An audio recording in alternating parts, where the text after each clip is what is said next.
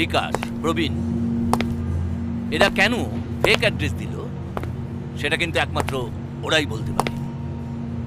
আমাদের কাজ হচ্ছে ওদের মন থেকে কথাগুলো বার করে নেওয়া। ওদেরকে ইমিডিয়েট ধরা চাই। স্যার তার মানে আপনি? না, তুমি একটা কাজ করো তো, বিকাশ আর প্রবীণের ছবি সবকটা থানায় সার্কুলেট করে দাও। আমাদের যত ইনফর্মার আছে সবাইকে কাজে লাগিয়ে দাও, পুরস্কার ঘোষণা করে দাও। একটা কথা মাথায় রেখো, বিকাশ প্রবীণ হচ্ছে আমাদের ইনভেস্টিগেশনের সাহেব বিবি। ওদের ধরতে পারলেই কিন্তু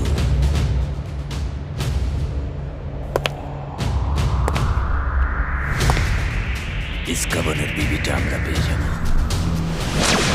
একটু ভালো করে ছবিটা দেখুন তো, এই দুজনই কি আপনাকে সাহায্য করতে এসেছিল? আমি মনে করতে পারছি না, একদম আমার পক্ষে মনে করা সম্ভব নয়। ওকে, টেক ইউর টাইম। আপনি একটু মনে করার চেষ্টা করুন, তারপর ভেবে বলুন। আমি কিচ্ছু মনে করতে পারছি না, আমি কিচ্ছু মনে করতে পারছি না, কিচ্ছু মনে করতে পারছি না।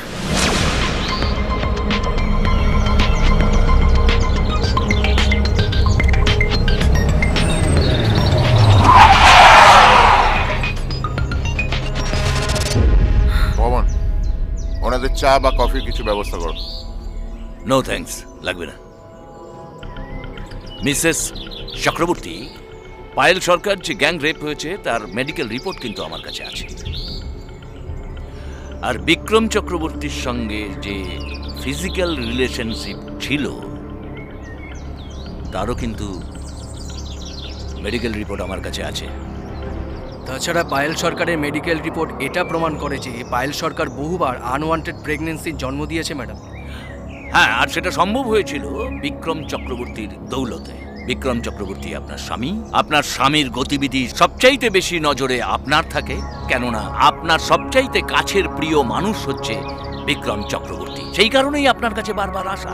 Please tell me Mrs Chakraborty, please.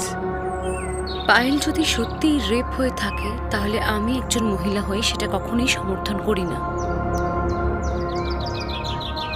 আর কাউকে প্রাণে মেরে ফেলা আমার স্ট্যাটাস, আমার আভিজাত্যের